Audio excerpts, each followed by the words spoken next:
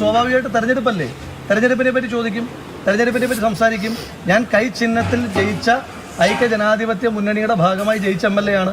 UDFന്റെ സ്ഥാനാർത്ഥികളെ ജയിപ്പിക്കാൻ എനിക്ക് ചെയ്യാൻ പറ്റുന്ന മുഴുവൻ കാര്യങ്ങളും, ഇവിടെ BJPയെ CPMനെ തോൽപ്പിക്കാൻ എന്നെ കൊണ്ട് ചെയ്യാൻ പറ്റുന്ന മുഴുവൻ കാര്യങ്ങളും ഞാൻ ചെയ്യും. സ്വാഭാവികമായിട്ട് തെരഞ്ഞെടുപ്പല്ലേ, തെരഞ്ഞെടുപ്പിനെ പറ്റി ചോദിക്കും, തെരഞ്ഞെടുപ്പിനെ പറ്റി സംസാരിക്കും. ഞാൻ കൈ ചിഹ്നത്തിൽ ജയിച്ച ഐക്യജനാധിപത്യ മുന്നണിയുടെ ഭാഗമായി ജയിച്ച എം എൽ എ ആണ്. UDFന്റെ സ്ഥാനാർത്ഥികളെ ജയിപ്പിക്കാൻ എനിക്ക് ചെയ്യാൻ പറ്റുന്ന മുഴുവൻ കാര്യങ്ങളും, ഇവിടെ BJPയെ CPMനെ തോൽപ്പിക്കാൻ എന്നെ കൊണ്ട് ചെയ്യാൻ പറ്റുന്ന മുഴുവൻ കാര്യങ്ങളും ഞാൻ ചെയ്യും. Yes, Rahul on track. Rahul Palakkad തെരഞ്ഞെടുപ്പ് പ്രചാരണത്തിൽ കൂടി സജീവമാകുകയാണ്. പലരുടെയും കുരുപൊട്ടുന്നുണ്ട്, പലരും ഭയപ്പെടുന്നുണ്ട്. കാരണം രാഹുൽ സജീവമായി കഴിഞ്ഞാൽ, രാഹുൽ രംഗത്തുണ്ടായി കഴിഞ്ഞാൽ അടി അത് എവിടെ നിന്നാണ് വരിക എന്നറിയില്ല പലർക്കും. അതുകൊണ്ട് തന്നെ പലരും വല്ലാതെ ഭയപ്പെട്ടു തുടങ്ങിയിരിക്കുന്നു. എന്നാണെങ്കിലും പാലക്കാടിനെ സംബന്ധിച്ചിടത്തോളം വലിയ ഒരു ആവേശത്തിലേക്ക് കാര്യങ്ങൾ കടന്നു ചെല്ലുകയാണ്.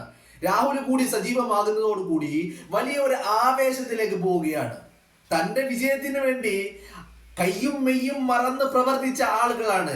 അവർക്ക് വേണ്ടിയിട്ട് ഞാൻ പാലക്കാടിന്റെ മണ്ണിൽ പ്രചരണത്തിന് ഉണ്ടാകും എന്ന് തറപ്പിച്ച് പറയുകയാണ് രാഹുൽ മാങ്കൂട്ടത്തിൽ. അല്ലെങ്കിലും അത് തന്നെയല്ലേ വേണ്ടതും. ഈ പറയുന്ന പാർട്ടിയെ അധികാരത്തിലെത്തിക്കാൻ വേണ്ടി പാർട്ടിയുടെ സ്ഥാനാർത്ഥികളെ, UDFന്റെ സ്ഥാനാർത്ഥികളെ, മുന്നണിയുടെ സ്ഥാനാർത്ഥികളെ അവരെ വിജയിപ്പിച്ചെടുക്കാൻ വേണ്ടി തന്നെ കണ്ട് ചെയ്യാൻ കഴിയുന്നതൊക്കെ ചെയ്യും എന്ന് ഇനി ഒരു നോട്ടം കൊണ്ടാണെങ്കിലും അതും ചെയ്യുമെന്ന് പറഞ്ഞു വെക്കുകയാണ് രാഹുൽ മാങ്കൂട്ടത്തില്. പാലക്കാട്ടെ ത്രിതല പഞ്ചായത്ത് തെരഞ്ഞെടുപ്പ് ഒന്നുകൂടി അങ്ങോട്ട് ചൂട് പിടിക്കുകയാണ്. രാഹുൽ കൂടി ഗോദയിലേക്ക് കളത്തിലേക്ക് ഇറങ്ങുന്നതോടുകൂടി രംഗം സജീവമാവുകയാണ്. രാഹുൽ ഇത്രയും ദിവസം സജീവമായിട്ട് തന്നെ ഉണ്ടായിരുന്നു കേട്ടോ. പക്ഷേ ഈ മാധ്യമങ്ങളുടെ കുത്തിത്തിരിപ്പിനിടയിലും അവർക്ക് ചെറിയ ഒരു കയ്യടി കൊടുക്കാതെ നിർവാഹമില്ല. കാരണം രാഹുൽ പാലക്കാട്ട് സജീവമായി പ്രവർത്തനങ്ങളിൽ ഉണ്ട്, രാഹുൽ ഉണ്ട്, രംഗത്തുണ്ട്. രാഹുൽ മത്സര രംഗത്തില്ലെങ്കിലും രാഹുൽ പ്രചരണ രംഗത്ത് വളരെ സജീവമായി ഉണ്ട് എന്നുള്ള കാര്യം ഇവർ പുറം ലോകത്തെ വിളിച്ചറിയിച്ചതിന് ഇവർക്കൊരു കയ്യടിയുണ്ട്. രാഹുൽ തന്നെയല്ലേ അല്ലെങ്കിലും പാലക്കാട് നയിക്കേണ്ടത്. കാരണം പാലക്കാടിന്റെ MLA രാഹുലാണല്ലോ. പാലക്കാട്ടെ MLA രാഹുൽ ആയതെങ്ങനെയാ? അവിടുത്തെ സാധാരണക്കാരായ പ്രവർത്തകര്, അവിടുത്തെ പ്രാദേശിക നേതാക്കള് അവരൊക്കെ കയ്യും മെയ്യും മറന്ന് പ്രവർത്തിച്ചതിന്റെ അനന്തരഫലമായിരുന്നില്ലേ 18,800 ചില്ലറ വോട്ടിന് പാലക്കാടിന്റെ മണ്ണിൽ രാഹുൽ വിജയിച്ചു കയറിയത്. ചില്ലറ ഭൂരിപക്ഷമാണ് ഉണ്ടായത്. പാലക്കാട് നിയോജക മണ്ഡലത്തിന്റെ ചരിത്രത്തിലെ ഏറ്റവും ഉയർന്ന ഭൂരിപക്ഷത്തിലല്ല രാഹുൽ വിജയിച്ചു കയറിയത്. അങ്ങനെ വിജയിച്ചു കയറിയ രാഹുല് ഇങ്ങനെ ഒരു തദ്ദേശ തെരഞ്ഞെടുപ്പ് വരുമ്പോ പാലക്കാട് നഗരസഭയിലേക്ക്, പിരായിരിയിലേക്ക്, കണ്ണാടിയിലേക്ക് ഒക്കെ തെരഞ്ഞെടുപ്പ് വരുമ്പോ ഈ ഗ്രാമപഞ്ചായത്തുകളിലേക്ക്, നഗരസഭകളിലേക്ക് ഒക്കെ പഞ്ചായത്ത് തെരഞ്ഞെടുപ്പ്, ത്രിതല പഞ്ചായത്ത് തെരഞ്ഞെടുപ്പ് ഒക്കെ വരുമ്പോ അതിൽ നിന്ന് രാഹുൽ എങ്ങനെയാ മാറി നിൽക്കുക? അതല്ലല്ലോ അതിന്റെ ശരി. അതും മാത്രമല്ലല്ലോ, ഈ തന്നെ ജയിപ്പിച്ച സാധാരണക്കാരായ പാർട്ടി പ്രവർത്തകര്, പ്രാദേശിക നേതാക്കള് അവരെ വിജയിപ്പിച്ച് കയറ്റേണ്ട ചുമതല അത് രാഹുലിനാണല്ലോ. രാഹുൽ സജീവമാകണമല്ലോ. രാഹുൽ സജീവമായല്ലോ. അത് കണ്ടപ്പോഴാണല്ലോ നിങ്ങൾക്ക് കുരുപൊട്ടുന്നത്. ഇലക്ഷൻ കാര്യങ്ങളിൽ ഇടപെടുന്നു, പ്രചരണ കാര്യങ്ങളിൽ ഇടപെടുന്നു, എവിടെ വരെ എത്തിയെന്ന് അന്വേഷിക്കുന്നു, ചുക്കാൻ പിടിക്കുന്നു, പ്രചരണങ്ങൾക്ക് നേതൃത്വം നൽകുന്നു. ഇനി നിങ്ങൾ ഒരു കാര്യം മനസ്സിലാക്കിക്കോ, അത് കുശാഗ്ര ബുദ്ധിക്കാരനാണത്. അയാളുടെ നീക്കങ്ങള് അതിനെ നിങ്ങൾ ഭയപ്പെട്ടേ മതിയാവുകയുള്ളൂ. പ്രചരണം ഏതൊക്കെ രീതിയിൽ എവിടെ വരെ കൊണ്ടു ചെന്നെത്തിക്കണം എന്നുള്ളത് നല്ല വ്യക്തമായ ബോധ്യമുള്ള മനുഷ്യനാണത്. നിങ്ങളെ കൊണ്ടാവില്ല മക്കളെ, നിങ്ങളെ കൊണ്ടാവില്ല. ഞാൻ ഇത് മുമ്പ് പറഞ്ഞു വെച്ച കാര്യങ്ങളാണ്. ഇതൊക്കെ നമ്മൾ ഇന്നലെയും മിഞ്ഞാന്നും അതിന്റെ തലേന്നും ഒക്കെയായി ഈ നോട്ടിഫിക്കേഷൻ, ത്രിതല പഞ്ചായത്ത് തെരഞ്ഞെടുപ്പിന്റെ വിജ്ഞാപനം പുറത്തിറങ്ങിയ നിമിഷം മുതൽ ഞാൻ പറഞ്ഞു വെക്കുന്നതാണ്. പാലക്കാട്ട് രാഹുലിന് 2 ലക്ഷ്യങ്ങൾ പ്രധാനമായിട്ടുമുണ്ട്. വളരെ പ്രധാനമായ, മർമ്മപ്രധാനമായ 2 ലക്ഷ്യങ്ങളുണ്ട് രാഹുലിന്. ഒന്ന് പാലക്കാട് നഗരസഭയാണ്, മറ്റൊന്ന് കണ്ണാടിയാണ്. മറ്റുള്ളതൊന്നും പ്രാധാന്യമില്ലാത്തതാണെന്ന് ഞാൻ പറയുന്നില്ല. പക്ഷെ അതിലൊക്കെ വളരെ പ്രധാനപ്പെട്ട് വെരി ഇമ്പോർട്ടൻ്റ് ആയിട്ടുള്ള 2 കാര്യങ്ങൾ, ഒന്ന് നഗരസഭ, മറ്റൊന്ന് കണ്ണാടി.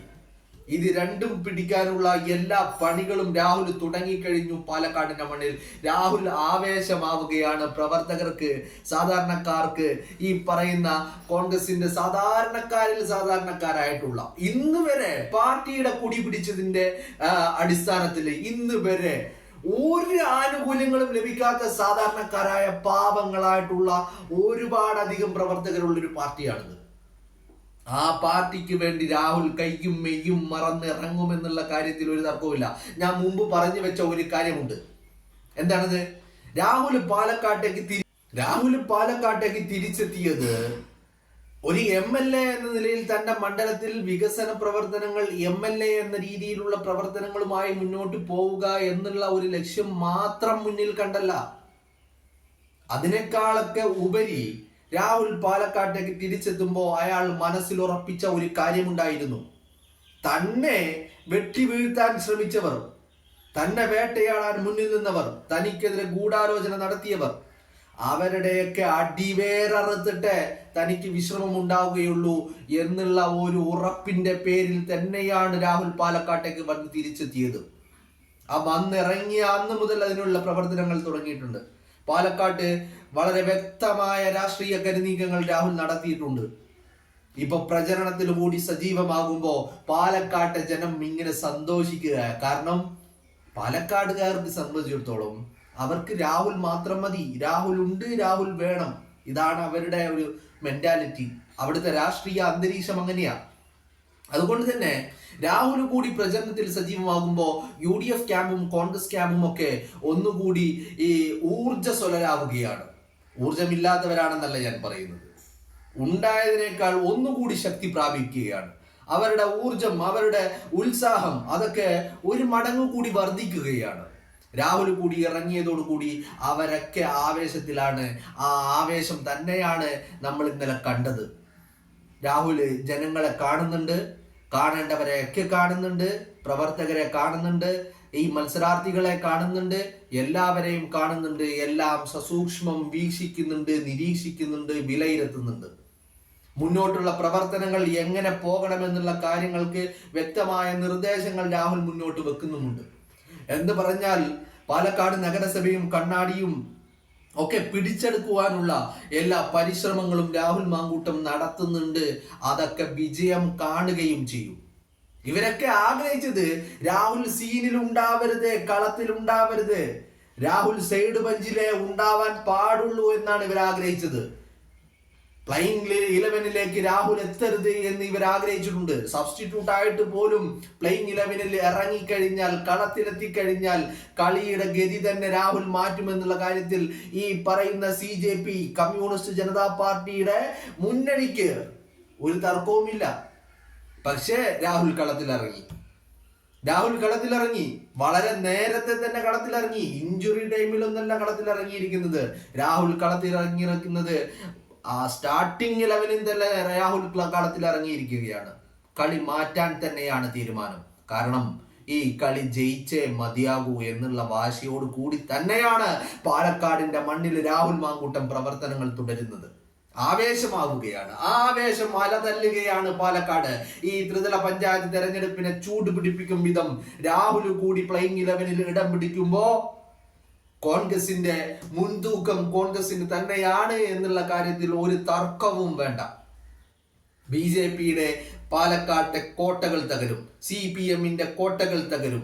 ഇവരുടെ പാർട്ടി ഗ്രാമങ്ങൾ എന്നൊന്ന് പറയുന്ന ഇല്ലെങ്കിൽ കൂടി വീണ്ടും പറയുകയാണ്, നിങ്ങളുടെ കോട്ടകൾ പാലക്കാട് തകരും. കണ്ണാടി നിങ്ങളുടെ കയ്യിൽ നിന്ന് പോകും, നഗരസഭ നിങ്ങളുടെ കയ്യിൽ നിന്ന് പോകും. രാഹുൽ ഇറങ്ങിയിട്ടുണ്ട്. വ്യക്തമായ ലക്ഷ്യങ്ങളോട് കൂടി തന്നെയാണ് രാഹുൽ ഇറങ്ങിയിരിക്കുന്നത്. ആ ചില നിർദ്ദേശങ്ങളും നമ്മൾ മുൻപ് പറഞ്ഞിരുന്നു, ചില നിർദ്ദേശങ്ങൾ രാഹുലിന് ലഭിച്ചിട്ടുണ്ട്.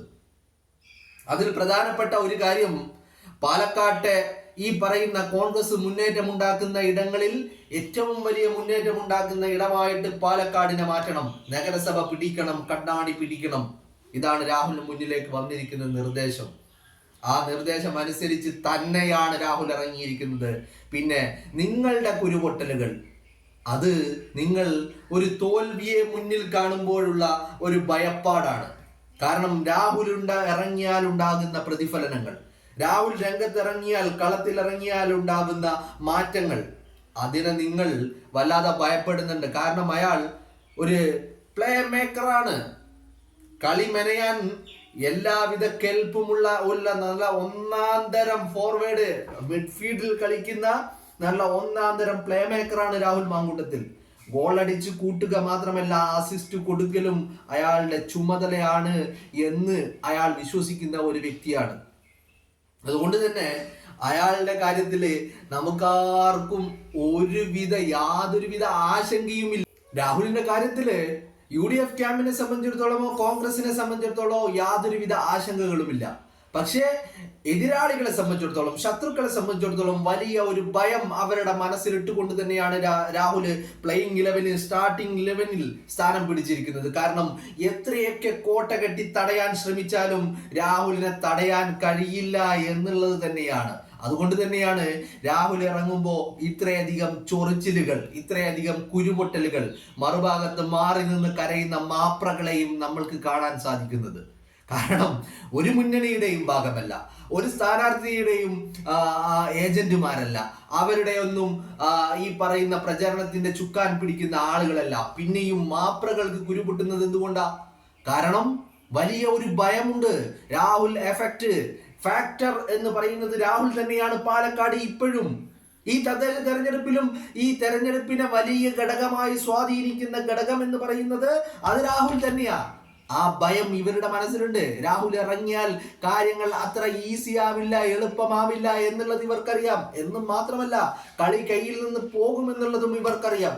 അതിൻ്റെയൊക്കെ കരച്ചിലാണ് നമ്മൾ ഇന്നലെ കണ്ടു തുടങ്ങിയത്. ഇനി അങ്ങോട്ട് രാഹുലിന്റെ ദിവസങ്ങളാണ്. എണ്ണിക്കോളൂ, രാഹുലിന്റെ ദിവസങ്ങൾ സ്റ്റാർട്ട് ചെയ്തിരിക്കുന്നു.